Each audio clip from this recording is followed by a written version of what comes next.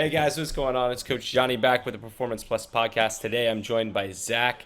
We're calling this our second season because we've been on a little break from publishing, but our second season of the show. Um, Zach, welcome. How are you? Doing good, man. Doing good. Are you awake? I have had 3 cups of coffee today. Last night wasn't the best night of sleep, but it's certainly a lot better than it was in the first month of being a first-time dad. So we're at month 2 right now. So What is the what's the grossest experience you've had in fatherhood yet? Any crazy diapers or things like that? yeah, we've had a bunch of blowouts already, but that's kind of to be expected, I guess. But nothing beyond that is super gross. A lot of spit up, a little bit of poop. It happens. Everything you ever thought it would be? I was not prepared at all for this, so I didn't really have much in terms of expectations. It's been quite a bit harder to get work done than I expected, for sure. Dude, you're still incredibly productive. Uh, I mean, I don't feel like maybe it, maybe but not to your standards, but definitely when compared to many others, you're getting a lot done. That's amazing. Any how's training going? training's been good. I mean, I'm saying probably hitting it at like 80%. It's a little bit more auto-regulated than normal. Like today, I did of the 5 things that I had programmed today, I did 3 of them just because I am a little bit more tired. And I don't feel like it was worth fully pushing the pedal down. But overall, it's been pretty good.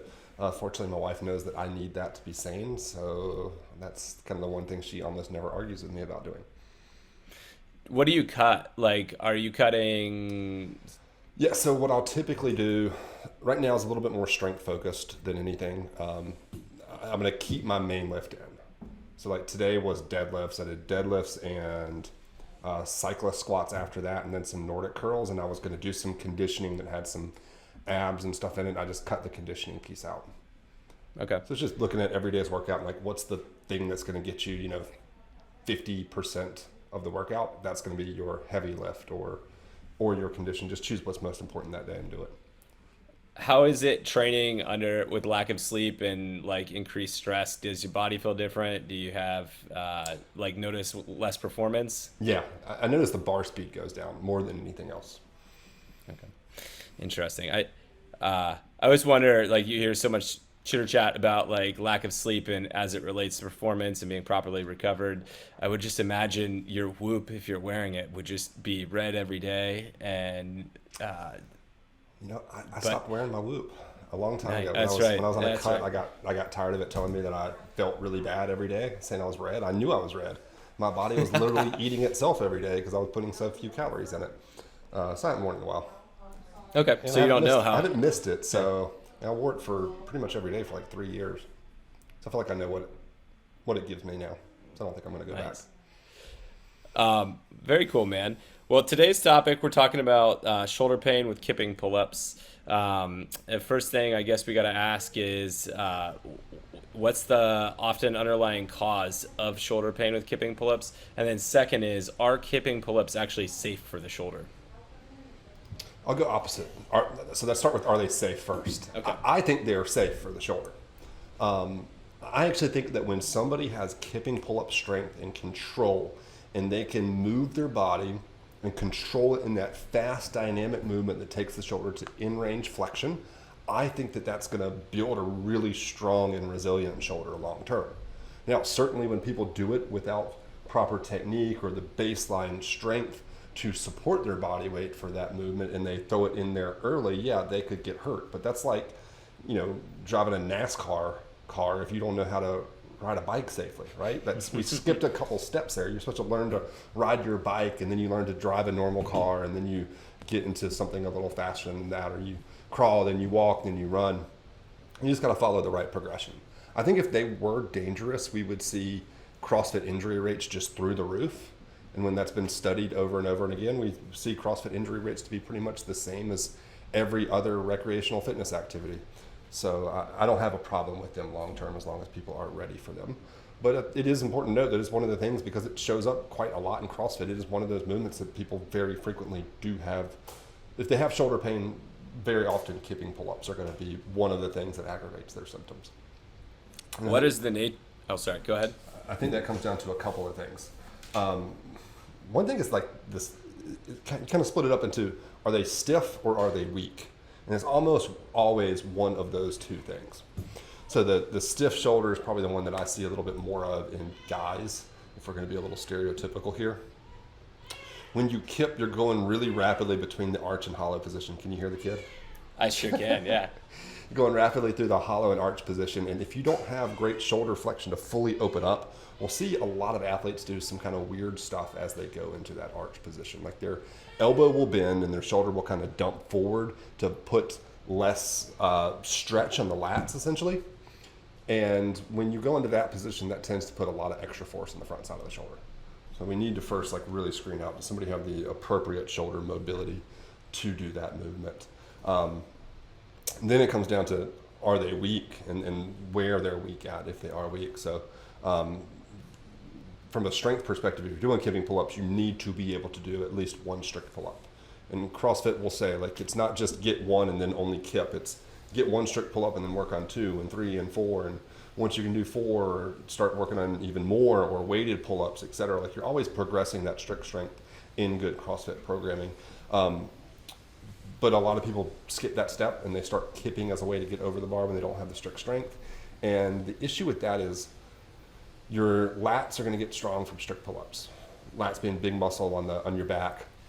If you are not strong in your lats, then as you come down out of the kip, you're not able to really control all of your body weight coming down super far, super fast. And what that's going to usually end up resulting in is now you get kind of jerked at the bottom of the kipping pull-up, and your rotator cuff is just going to take the brunt of all of that force that your lats aren't kind of helping to control down. And that's where people's shoulders also get really painful with kipping pull-ups, is when their lats aren't strong enough, then quite often the rotator cuff then gets aggravated from them. What do you do with people that maybe don't have prerequisite range of motion to achieve a kipping pull-up? Let's say they're strong enough, they're that stiff fella that you're talking about that can maybe walk in the gym and do 10 almost full range of motion strict pull-ups, but they can't achieve a good overhead position. How do you handle that? So I'd say a lot of times, a shockingly high amount of times, like people know that their shoulders are stiff, but they've been trying to open it up. I find very frequently that people don't stretch the back side of their shoulder as much. And obviously, you know this with your background as a level 3 coach and massage therapist, but like posterior shoulder tightness really limits overhead mobility. So a lot of times I see people that have been they've been foam rolling their lats, they've been doing different things to stretch their lats, and they're just not getting it open up. If you fall in that category, test out your posterior shoulder mobility, and very commonly you'll find that's limited. It's tough to explain how to test that. If you go to our website, you can find our ultimate mobility checklist, and there's some tests in there that'll talk about the posterior shoulder. But like in our overhead mobility overhaul program, we include a lot of posterior shoulder stretching because it's just helps so much to improve overhead flexibility. So that's things like the sleeper stretch is pretty good for that. As long as you don't get like pinching on the front of the shoulder, you only feel that stretch on the back side. I do a lot of, I'm sure you do as well, a lot of like eccentrics. Like when I'm doing rotator cuff strengthening work, I want, if we're doing banded or weighted shoulder external rotations, I make athletes go really slow on the way down as far as they can, because then we get not only the strength benefits of that on the posterior shoulder, but we also get a little bit more from a mobility perspective. And I don't like doing mobility and strength. I'd rather just turn my strength stuff into mobility work and get 2 birds with 1 stone. I hate stretching. So let's get it both done at the same time. Those tend to be my 2 favorite things for the posterior shoulder. Once you do a little bit of that, then you can work on some shoulder flexion. But just so commonly, if you don't unlock that first, you're kind of just banging your head against the wall. It's an interesting thing to be in a gym setting and see how many people can't get flexion in a warm-up doing pass-throughs or and then they jump on a pull-up bar and then get mad that their shoulder hurts. But it's really, what would you have people do instead? Because that's always a challenge, right? People want to be a part of the group, people want to do the workout, they want to move fast, but they don't have that range. What are you modifying with to give them a stimulus without having to compromise that? Some people you might can get them to go a little bit wider with their grip, and that'll help them out temporarily. But more often than not, the point of kipping pull-ups is to get your heart rate jacked up while you do a vertical pulling exercise. So it's not the same workout. If we say this workout was supposed to be kipping pull-ups, I want you to only do strict pull-ups. So we got to then figure out how do we get them doing high volume, fast pull-ups that don't take them through quite as much range of motion. And that's where I'll very commonly get people doing band-assisted stuff as part of their workout, or jumping eccentrics, because again, we get that eccentric motion going down there. That's going to help their mobility a little bit during the workout, but that lets them keep that pace up while still getting vertical pulling volume in and not overdoing it from a range of motion perspective when that joint doesn't move like it should. How do you differential between it being a shoulder mobility issue and a thoracic spine? Because that's kind of a nuanced detail there, right? You could have somebody actually have adequate flexibility in the soft tissue in the GH joint, but not be able to move along the thoracic spine. Yeah, so the easiest way to test your shoulder flexion is to sit with your legs crossed and back against a wall, and then grab a PVC pipe with a shoulder width grip, and then see if you can open your arms up and touch your arms to the wall behind you without your elbows bending. So that would, if it's limited, it's usually going to be the shoulders. But then you can also test your thoracic spine with a test called the lumbar locked thoracic rotation test. I don't even know how to describe that on a podcast, but you can Google lumbar locked thoracic rotation test, or you can check out, again, our ultimate mobility checklist takes you through that. We just revamped that, as you know, Johnny. Yep. So basically we now have it where you go to this mobility checklist and you click the movement that you're having trouble with, and it tells you the specific things that you need to look at that matter for that movement. So for the kipping pull-up, it's going to have all of these shoulder tests that we've talked about. If you struggle with the overhead squat, it's going to have some of the same shoulder tests, but it's also going to add in what do you need in your hip and what do you need in your ankle for the overhead squat, to really streamline people actually working on the area that they need to. Because like you just alluded to with how do you know if it's the shoulders or thoracic spine, most people don't know. And it's crazy how often you and I see people that, they've been working on improving their hip mobility to try to fix their squat, and you watch them squat and you're like, you just don't have any ankles. You have no ankle mobility. So yeah, your hips feel tight because your hips are doing all the work, but that's what they've been stretching for the last year and wondering why their squat's not getting better.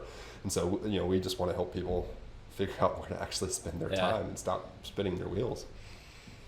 Again, I also hate stretching equally as much as you. So if I'm going to do it, I want to make it actually work. I don't think anybody hates stretching more than that. Yeah. So I love that you're a PT, by the way, and that you hate stretching.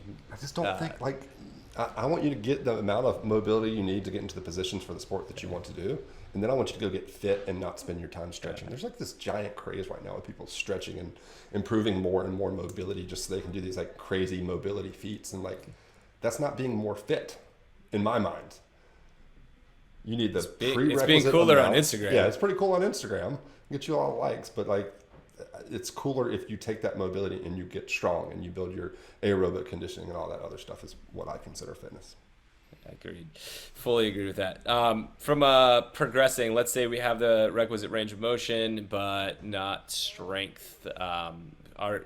Our solution at Performance Plus is start with the first strict pull-up program, get that mastered. But any other things that you like to have people do to kind of work on strength, maybe through a Metcon, or to feel like they're part of the group to be able to get there?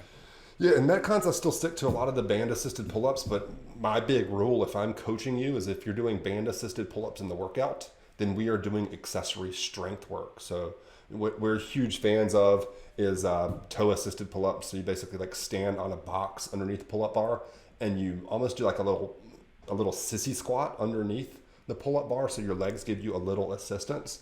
That's probably my favorite thing to start building strict strength. But again, like we said earlier, you don't want that to be what you do in the Metcon, because now your speed is so much slower when you're doing that style of pull-ups that you're not getting the same workout stimulus. So let's do the band assist in the workouts, toe assisted afterwards. Let's do straight arm band pull downs are great for isolating the lats. Things like that will go a long ways. And most people, when they spend a little bit of time off of the bands, focus on things like those 2 exercises and a few more, most people can get their first strict pull up in 6 to 8 weeks easily, if not sooner. Easily. We have tons and tons of individual case studies at this point, but it is pretty wild to see people that have basically written that off, and that in their 50s and 60s they do the program, and then 6 weeks later, here's an Instagram video of me doing my first pull up. So I probably get more excited about that than anything else we say. You could post up a video of you doing 20 bar muscle ups and say hey, I couldn't do a single one before doing Performance Plus. And I think, all right, that's cool. But when I see somebody get their first pull up, that's amazing to me. Yeah. It's a life changer, man. That's like losing 100 pounds, but like the version of that for your fitness, going from no pull-ups to a pull-up. Like, it's pretty radical. So we love that stuff.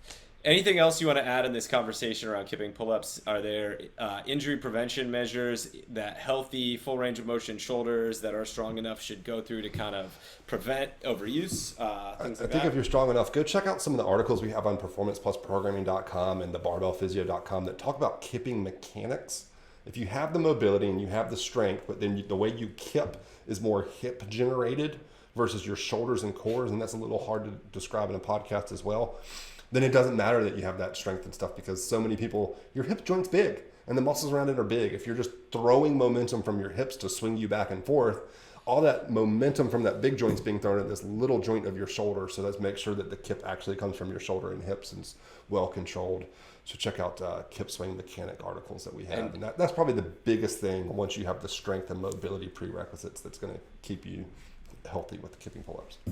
I like the CrossFit back in the day at the L1. That's how they would teach kipping, is that you would lay on your back and then you would basically throw yourself into a glute bridge as hard as possible. Yeah. And then, and this is, I think, pre Pamela and Jeff Tucker and all these people getting involved, being like, hey, let's evolve this skill just a little bit into it being different. But I definitely personally kipped that way until maybe 2013, 2014, and then met Pamela, and she's like, yo, dude, that's not kipping. That is thrusting your body at the pull-up bar. It is funny how many people still cue like the thrust the hips, throw your hips, hip pop with these different gymnastics movements.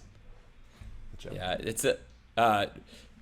What are your thoughts on that? Like, what's the history there? Why do you think it was like that way? Like, I don't know. That was a little bit probably before I was really involved in CrossFit.